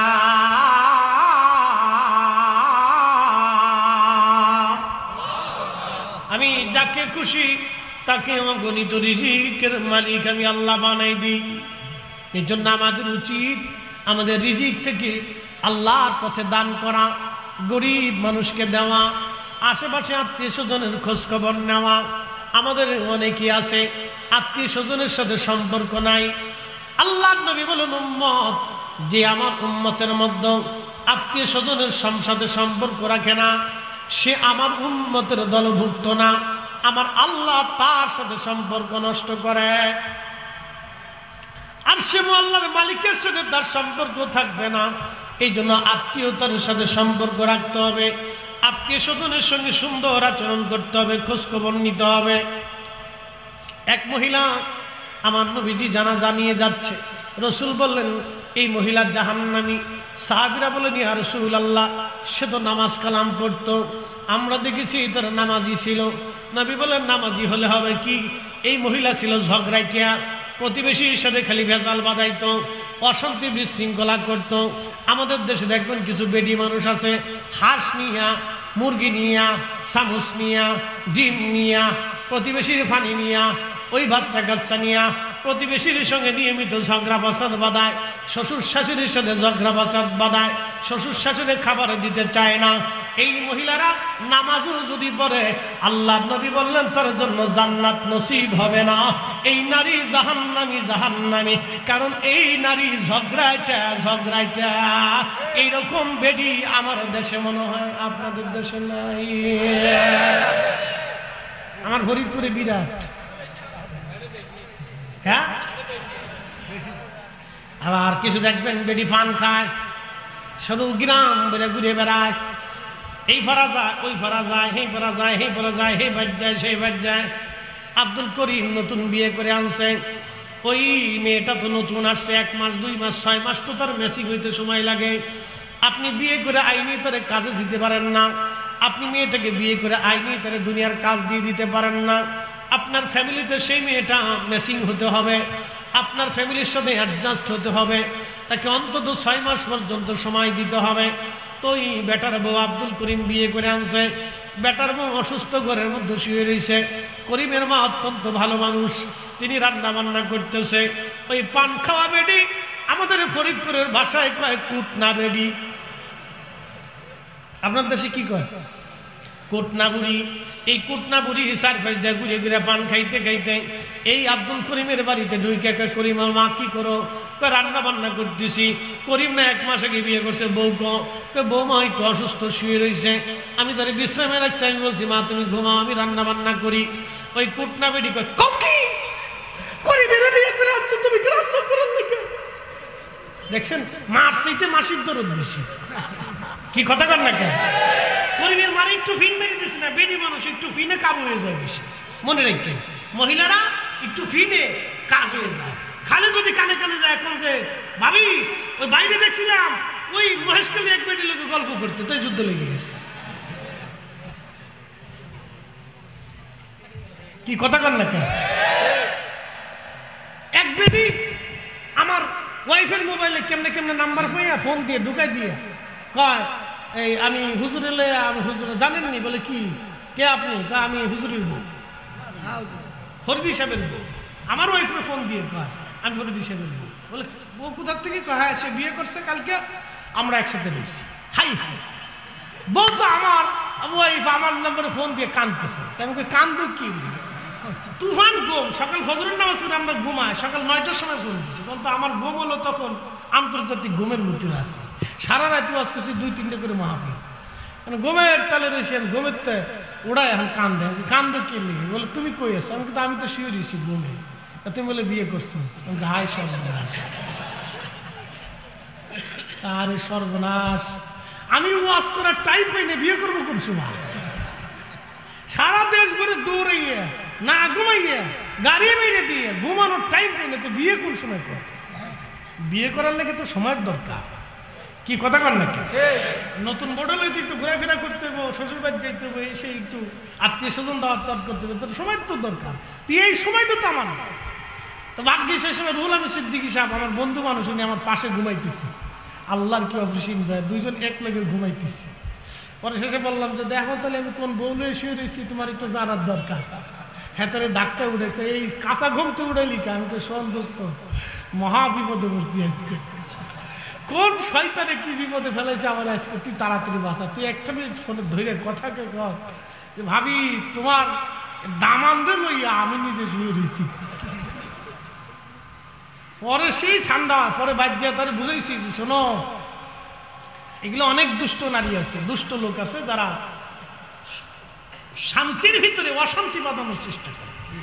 কি কথা কর না? ঠিক কি না? ক্লিক বাজাচ্ছে তো হঠাৎ মাথা গরম করবো না। নারী মানুষ, নারী জাতি সাধারণত হঠাৎই এই তারা হাই হতাশ হয়ে যায়। এর পিছনে কারণ আছে, কারণটা আমি আপনাদেরকে আজকে শোনাই যাই। বলবো? নারীরা হঠাৎ করে হাই হতাশ হয়ে যায়। ওরে মারে আমার গুলাডারে আল্লাহ দেখলো রে, হাসের বাড়িটারে দেখলো না। দেখছেন কান্দে কেমনে? হ্যাঁ তার নিজেরটার কান্দা কান্দে, একটু পাশের বাড়িটার দিকে তোর নজর গেল কে? এই হলো নারী জাতি, বুঝতে পারছেন? তো বিরাট বড় বিপদ। এই বিপদ কোথার থেকে শুরু হয়েছে আজকে শোনাই দিয়ে যায়। হযরত আদম সফিউল্লাহ আলাইহিস সালাতু ওয়াস সালামের 2টা সন্তান, একটা সন্তানের নাম হাবিল আর একটা সন্তানের নাম কাবিল। আকলিমা নামক এক সুন্দরী বেডি নিয়া সর্বপ্রথম এই 2জন মারামারি করে একজন আর একজনকে মার্ডার করলো। একজন আর একজনকে মার্ডার করে ফেললো, হত্যা করলো। তখন এই সংবাদটা নিয়ে শয়তান দ্রুত গতিতে আম্মাজান হাওয়া আলাইহিস সালামের কাছে যা বললেন, শুনছেন হাওয়া, আপনার ছেলেরা আকলিমারে নিয়ে খুনাখুনি করে একজন আর একজনকে মেরে ফেলছে। তখন আদম সফিউল্লাহ এবং আম্মাজান হাওয়া একসাথে বসা ছিলেন। যখন এই সংবাদ দিলেন তখন হযরত হাওয়া হাই হুতাশ হয়ে কান্না শুরু করে, হায় হায় হায় হায় হায় হায়, আল্লাহ হইল কি, আমার এক পোলা আর এক পোলারে মেয়ে বললো হায় হায়। আর আদম আলাইহিস সালাম তখন ছিলেন স্থির। তখন আদম ডাক দিয়ে বলেন, হাওয়া রে, তুমি এই যে শুইনা হাই হুতাশ করলা, তোমার এই যত নারী জাতি দুনিয়াতে আসবে, তোমার সন্তান নারী জাতি সবাই এইরকম অল্পতেই হাই হুতাশ করবে। এই জন্য বেডি না শুধু কানে কানে যায়, যদি কান ভাবি শুনছেন, বড় বাইরে দেখছি মহেশখালী এক বেডির লাগে গল্প করতে, তলি দেখবেন যুদ্ধ শুরু হয়ে গেছে। বিরাট যুদ্ধ। আমি বিপদে পড়ে টের পাইছি যে বিপদ কারে কম। পরে জানেননি, পরে একবার জমি কিনতে যাইয়া শেষে আমার ওয়াইফ বললো যে আমার জমি অর্ধেক ভাগ দিতে হবে। এই গেটের পরে দিতে হবে কে? না, কোনো গ্যারান্টি নেই। কোন বেটি একবার কয়ে ফেলেছে, আবার কোন বেটি কয় আল্লাহ জানে। আমি বললাম সর্বনাশ, মাথার ভিতর কি রোগ ঢুকাই দিছি। কি বিপদ ঢুকে দিছে চিন্তা করতে পারছেন, কতদূর পর্যন্ত গেছে। পরে এটি দিয়ে ঠান্ডা করছি, যা তাও ঠান্ডা থাকো। বলে অশান্তি তো বুঝছেন, ওয়াশ করতে দিবে না আমারে। হ্যাঁ ওয়াশ করতে দিবে না, রাস্তাঘাটে চলতে দিবে না, খালি কোনো কোনো ফোন দিয়ে কোন জায়গা হয়ে রয়েছে। আর একদিন পড়ছিলাম আর এক বিপদে, বিপদটা কই আসছে। তখন নতুন নতুন বিয়ে করছে, বুঝতে পারছেন, যারা নতুন নতুন বিয়ে করছেন বা করেছেন তারা জানেন নতুন নতুন একটু খুব মহব্বতের ধাক্কা বেশি থাকে আর কি। তো যশোর থেকে মাহফিল করে আসতেছি, তখন গাড়ি করে ছিল, তো লোকাল বাসে উঠছি। যশোর থেকে মাগুরা পর্যন্ত লোকাল বাস আসে, সকালবেলা ডাইরেক্ট পাইতেছি। তো বাসের মধ্যে বসি, 4 বেডি উঠছে কিস্তির বেডি। কিস্তির বেডি শুনছেন আপনারা, যারা কিস্তি উঠায়, ওটা এই যে কি এনজিও আছে না, তো এরা তো মহিলাদের সাথে কাজ করে, তো মহিলাদের সাথে ঝগড়া করা লাগে, আবার হাসি তামাশা করা লাগে, গান গাওয়া লাগে, কত কায়দা বায়দা এখানে। তো 4 বেডি উঠে গল্প শুরু করছে, পুরো গল্প গাড়ির ভিতরে তুফান উঠে ফেলেছে। কোন বেডি কি করে, কোন বেডির লোকে ঝগড়া করে সব উঠাইছে। তা আমি বাসের এক কোনায় জানলার পাশে ব্যাগটা কোলের পিঠ দিয়ে চুপচাপ বসে গেছি। ফজরের নামাজ পড়ে বেরিয়েছি, একটু জিম জিম জিম জিম, কিন্তু বেডিকার গল্পের জ্বালা মাথা নষ্ট হয়ে গেছে। কারণ আপনারা দেখবেন এই 500 পুরুষ এক জায়গায় থাকলে কোনো শব্দ নাই, 4 বেডি এক জায়গায় হইলে কেউ কেউ কেউ কেউ কেউ কেউ কেউ কেউ কেউ কেউ কেউ কেউ চলতে থাকে। আমি নাম দিছি আনলিমিটেড রেডিও ব্যাটারি ছাড়া, বিবিসি সংবাদ। তো আসতেছে ঠিক এমন সময় আমার ওয়াইফ আমার মোবাইলে ফোন দিছে। তো ফোন দিয়ে সকালবেলা জানবে কোথায় আছো, কি অবস্থায় আছে।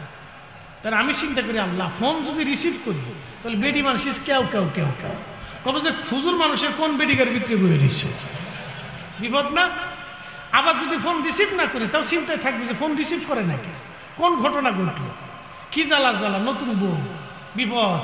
পরে শেষ পর্যন্ত কয়েকবার কাইটে দিছি, কাইটে দেওয়ার পরে আবার ধরছি, ধরার পরে খালি কেবল করছি হ্যালো হ্যালো কর সাথে ওই প্রান্ত থেকে বলতেছে, কি ব্যাপার, কোন বেডিকার ভিতরে তুমি বয়ে দিচ্ছ। আলো না, বেডি না, বাসের ভিতরে বয়ে দিচ্ছি, কিস্তির বেডির উঠে ছিললে পাল্লা করতেছে না। কিস্তির বেডি কি এইভাবে ছিললে নাকি, তুমি কোন বেডিকার পানি ভরা দিতেছো তাই কর। কি বিপদ, এইটা ছুটাইতে আমার 1 মাস পর্যন্ত সময় গেছে, বুঝতে পারছেন।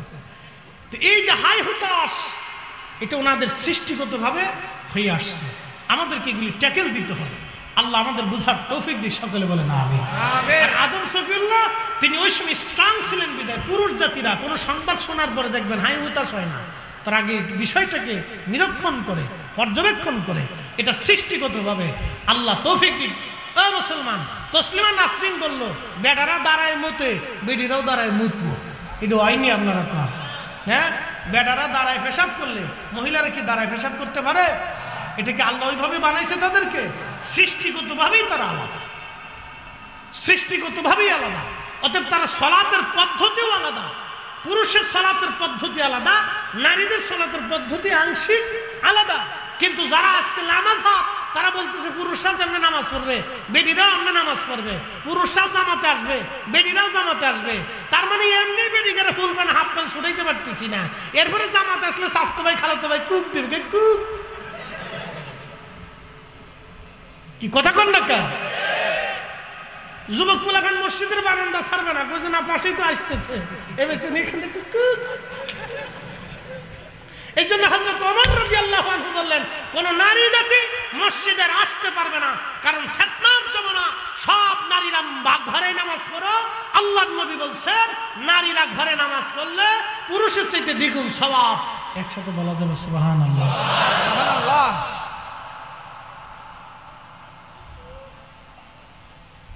অনেক কিছু শিখে গেলেন, আজকে বোঝার দরকার আছে।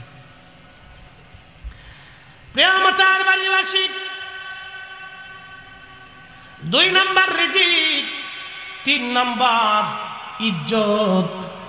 আল্লাহ যারে ইজ্জত দেন, তারে সম্মান দেন, তার সম্মান কেউ চিনাইতে পারে না, ঠিক কিনা? 3 নম্বর ইজ্জত, রব্বুল আলামিন ইজ্জত দিলেন। আল্লাহ বলেন, তুইজ্জু মান তাশাউ ওয়া তুযিল্লু মান তাশাউ। আমি যাকে খুশি তাকে ইজ্জতওয়ালা বানাই, যার কাছ থেকে খুশি আমি মালিক ইজ্জত ছিনাই নেই। বৃষ্টি পড়তেছে, এই গরমে কুয়াশা পড়ে, লা হাওলা ওয়ালা কুওয়াতা ইল্লা বিল্লাহিল আলিয়্যিল আযীম। এটা আমাদের পাপের ফসল, তাছাড়া কি বলবো, এটা আমাদের গুনাহের ফসল, তাছাড়া বলার আর কিছু নেই। এত গরম, এইভাবে কুয়াশা পড়ার তো কোনো অর্থ আসে না। বৃষ্টি পড়ার দরকার। আজকে বৃষ্টির জন্য আমরা এখানে দোয়া করব, দোয়া করে যাবেন না ইনশাল্লাহ? সবাই নিয়ে আজকে একটু দোয়া করবো, যদি আল্লাহ দয়া করে আমাদেরকে যদি বৃষ্টি দিয়ে আল্লাহ ঠান্ডা বানায় দেয়, আবহাওয়াকে আল্লাহ নরম করে দেন। যে প্রচণ্ড গরম, এগুলো বিতৃষ্ণা গরম। বসবেন ইনশাল্লাহ, অল্প সময় কথা শেষ পর্যায়ে চলে আসছি। 4টে জিনিস আল্লাহ বাধ্যতামূলক করে দেয়, এগুলিতে কখন হাত দিবেন না। 1 নম্বর হায়াত, 2 নম্বরে রিজিক, 3 নম্বরে ইজ্জত, 4র্থ নম্বর আমল। শুনে যান, বান্দা কি আমল করবে? এত ওয়াবি হইব না সুন্নি হইব, খারিজি, রাফিজি, শিয়া, মুতাজিলা, জবারিয়া, বাতিল ফেরকা না আহলে সুন্নাত ওয়াল জামাত, এগুলি আল্লাহ পছন্দ যারে করেন। শোনেন, সবাই কিন্তু শাহজালাল ইয়ামানি মুজাররিদি হয় নাই। বাংলাদেশে লক্ষ লক্ষ শাহজালাল আছে, তো ইয়ামানি মুজাররিদি আল্লাহর ওলি কয়জন? একজন না? ও বদর, বদর শাহলিয়া, দেশে বদর বহু আছে, বদর নামে বহু আছে, কিন্তু সবাই কিন্তু বদর শাহলিয়া হতে পারে নাই। ও নবীর উম্মত, হযরতে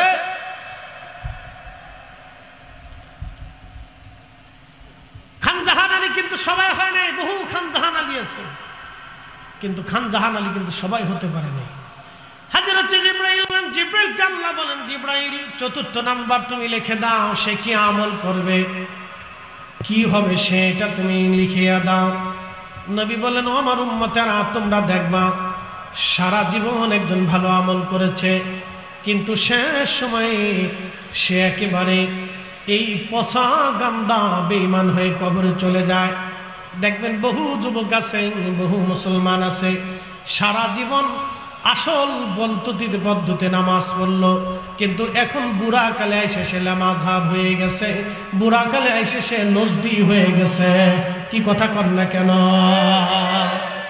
সারা জীবন ভালো করছে, বুড়া কালে এসে নজদি হয়ে গেছে, লামাযহাব হয়ে গেছে, বদ আকীদা হয়ে গেছে। বন্ধু আমার, খুব মনোযোগ দিয়ে, আবার অনেকে আছে সারা জীবন খারাপ কাজ করার পরে শেষ সময় সে তওবা করে এমন ভাবে আল্লাহওয়ালা হয়ে গেল, সে আল্লাহর দরবারে ক্ষমা নিয়ে তারপরে কবরে চলে যায়। যেমন বিশ্ববিখ্যাত আল্লাহর ওলি ছিলেন হযরতে বিশর হাফি রাহমাতুল্লাহ আলাইহি, সারা জীবন মদ পান করলেন, শেষ সময় তিনি আল্লাহর ওলি হয়ে কবরে গেলেন। বিশ্ববিখ্যাত আল্লাহর ওলি মালিক ইবনে দিনার রাহমাতুল্লাহ আলাইহি সারা জীবন মদপায়ী ছিলেন, শেষ সময় আল্লাহর ওলি হয়ে গেলেন। মালিক ইবনে দিনারের জীবনের ঘটনাটা বলে আপনাদেরকে নিয়ে দোয়া করব, খুব মনোযোগ দেন। মালিক ইবনে দিনার রাহমাতুল্লাহ আলাইহি বললেন, আমি মদপায়ী ছিলাম, আমি ট্যাক্স আদায় করতাম, সরকারি ট্যাক্স এনবিআর এর সদস্য ছিলাম, আমি ট্যাক্স আদায় করতাম, অনেক পয়সা সম্পদের মালিক ছিলাম, বহু টাকা আমি বেতন পাইতাম, রাষ্ট্রীয় কোষাগার থেকে পাইতাম, আমি নিজেও সম্পদশালী ছিলাম। আমার একটা ছোট্ট মেয়ে ছিল, কন্যা সন্তান, আমার সাথে সবসময় কাটাইতো, আমার খুব সে ভালোবাসতো, আমাকে ছাড়া সে থাকতে পারতো না। আমিও মেয়েটার প্রতি আসক্ত হয়ে গেলাম, ভালোবাসায় আমিও একেবারে পাগল পারা হয়ে গেলাম। আমি ছোট্ট মেয়েটাকে না দেখলে আমার ভালো লাগতো না। আমি একদিন বরাতের রাত্রিবেলা মদপান করি, খুব মনোযোগ দেন মাতার বাড়ির মুসলমান, বরাতের রাত্রিবেলা মালিক ইবনে দিনার মদ পান করতেছে, তাহলে কি পরিমাণে সে নিকৃষ্ট মানুষ ছিল। বরাতের রাত্রি মদ পান করতেছে, বরাতের রাত্রিবেলা মদ পান করে মালিক ইবনে দিনার বলেন, আমি যখন মদ খাই তখন এই ছোট্ট পেয়ালা ভরে ভরে মদ খাচ্ছিলাম, আর আমার ছোট্ট মেয়েটা হেঁটে হেঁটে এসে আমার মদের বোতলগুলি ফেলে ফেলে দিচ্ছিল, কচি হাত দিয়ে আমার ছোট্ট বাচ্চাটা মদের গিলাসগুলি ফেলে ফেলে দিচ্ছিল। আমার এইগুলি দেখে দেখে ভালো লাগতেছিল। ছোট্ট বাচ্চা দেখবেন দৌড়ে আসে, বাবার হাত ধরে, পা ধরে, চাম ধরে, চুল ধরে, দাড়ি ধরে, টেনে টেনে ধরে, চুল মাথা ধরে, কামড় দিতে চায়, বাবার মুখের মধ্যে মুখ লাগায়, এই বাবার ঘাড়ের মধ্যে চড়ে, বুকের মধ্যে চড়ে। এইগুলি দেখলে বাবার অন্তরে শান্তি লাগে, মায়ের অন্তরে শান্তি লাগে। মালিক ইবনে দিনার বললেন, পরের বছর আমি লাইলাতুল বরাতের রাত্রিবেলা মদ পান করতেছিলাম, কিন্তু মদ পান করা অবস্থায় আমি ডুকরায় ডুকরায় কেঁদে দিলাম। গত বছরও মদ পানের সময় আমার মেয়েটা ছিল, আজকে রাত্রিবেলা মদ পান করি, কিন্তু আমার মেয়েটা আর আমার কাছে নাই। 2-3 মাস আগে মাত্র আমার মেয়েটা ইন্তেকাল করেছে, আমার মেয়েটা মারা গেছে। অনেক দুঃখ নিয়ে মদ পান করে আমি ঘুমিয়ে পড়লাম। ঘুমিয়ে পড়ার পরে আমি স্বপ্ন দেখি কিয়ামতের মাঠ কায়েম হয়ে গেছে, বিরাট বড় মাঠ। এই বিরাট মাঠ কায়েম হয়ে যাওয়ার পরে শুধু লেলিহান শিখা, কান্নার আওয়াজ, চিৎকার আতকার, কঠিন বিভীষিকা, বিরাট বড় প্রান্তরে পাশ ওপাশ দেখা যায় না। জায়গায় জায়গায় আগুন জ্বলতেছিল, জাহান্নামের গর্জন কতই না কঠিন। আমি লক্ষ্য করলাম একটা বিরাট বড় অজগর সাপ আমার দিকে তেরে তেরে আসতেছে, আমার দিকে দৌড়ায় দৌড়ে আসতেছে আমারে কামড় দেওয়ার জন্য। মালিক ইবনে দিনার বলেন, ওই সাপ আমি দেখি দ্রুত গতিতে আমি দৌড়ায়া পালাইতে লাগলাম, দ্রুত গতিতে আমি পালাইতে লাগলাম। আমি দৌড়াই কিন্তু সাপ আমার পিছে পিছে দৌড়ায়। আমি মালিক ইবনে দিনার দৌড়াই কিন্তু সাপ আমার পিছে পিছে দৌড়াইতে লাগলো। বহুদূর হাসরের মাঠের এক কোনায় দেখলাম এক বৃদ্ধ লোক বসে আছে, সুন্দর পোশাক তার গায়ে, শরীর থেকে সুগন্ধ আসতেছে। আমি বৃদ্ধের কাছে দৌড়ায় যা বললাম, বৃদ্ধ রে, তুমি সাপ থেকে আমারে বাঁচাও, এই সাপ আমাকে কামড়াবে। বৃদ্ধ ডেকে বলল, আল্লাহর বান্দা, এই সাপ থেকে বাঁচানোর শক্তি আমার হাতের মধ্যে নাই, তুমি অন্য কোথাও যাও, এত বড় শক্তিশালী সাপ ঠেকানোর মতো আমার শক্তি নাই, আমি খুবই হীন, খুবই দুর্বল আমি। মালিক ইবনে দিনার বলেন, দুনিয়ার মানুষ রে, আমি দ্রুত গতিতে দৌড়াইতে লাগলাম, আরো সাপ আমার পিছে পিছে দৌড়ায় আমাকে ধরার জন্য। আমি দেখলাম মনোরম বিরাট বড় একটা প্রাসাদ দেখা যায়। ওই প্রাসাদের সুন্দর সুন্দর কামরা, জমরত, ইয়াকুত, সোনা রূপা দিয়ে বানানো, খুবই দামি বিল্ডিং। এই বিল্ডিং এর ভিতরে হাজার হাজার লক্ষ লক্ষ ছোট ছোট বাচ্চারা খেলাধুলা করে। ওই বিল্ডিং এর পাহাড়ে একজন ফেরেশতা, দরজার দিকে আমি দৌড়ে যাচ্ছি আশ্রয় নেওয়ার জন্য। তখন ওই ফেরেশতা ডাক দিয়ে বলল, একজন আল্লাহর বান্দা বিপদগ্রস্ত হয়ে আমাদের বিল্ডিং এর দিকে, প্রাসাদের দিকে দৌড়ায় আসতেছে। ও বাচ্চারা, তোমরা বের হয়ে আসো, এই লোকের কারণে কোনো আমানত হয়তো এই প্রাসাদের মধ্যে আছে, এই ব্যক্তির কোনো আমানত এই প্রাসাদের মধ্যে আছে, বিদায় এই লোকটা এই প্রাসাদের দিকে আল্লাহ তারে ধেয়ে নিয়ে আসতেছে। তোমরা বের হয়ে সাপ থেকে বাচ্চার এই লোকটাকে বাঁচাও। তখন দরজা খুলে দেওয়া হলো, আমি দৌড়াইয়া বিল্ডিং এর মধ্যে ঢুকলাম। ঢুকার পরে দেখি হাজার হাজার বাচ্চারা আমার দিকে দৌড়ে আসে। আমি তাকায় দেখলাম আমার ছোট্ট মেয়েটা, যেই মেয়েটা মারা গিয়েছিল, ওই মেয়েটাও আমার সামনে এসে দাঁড়ায় গেছে। চিৎকার মেরে ধরে বলেন, আল্লাহু আকবার। তুমি রহমান, তুমি মেহেরবান, বলেন তুমি রহমান, তুমি মেহেরবান। অন্ধ গাহে না শুধু তোমারি গুণগান, অন্ধ গাহে না শুধু তোমারি গুণগান, বুঝেও বুঝে না তবু শান। তুমি রহমান, তুমি মেহেরবান, তুমি রহমান, তুমি মেহেরবান সালাতুন ইয়া রাসূলুল্লাহ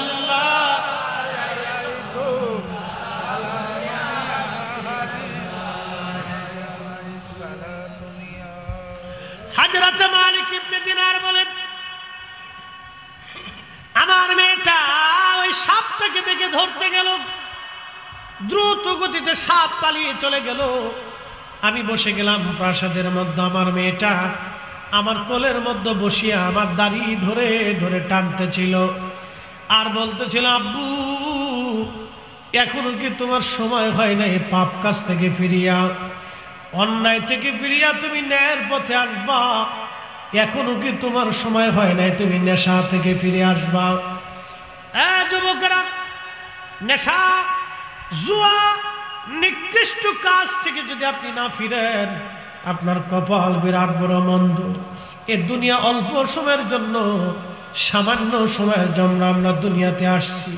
এ দুনিয়া কিছুই না, এই দুনিয়া থেকে আমরা সবাই কবরে চলে যাব।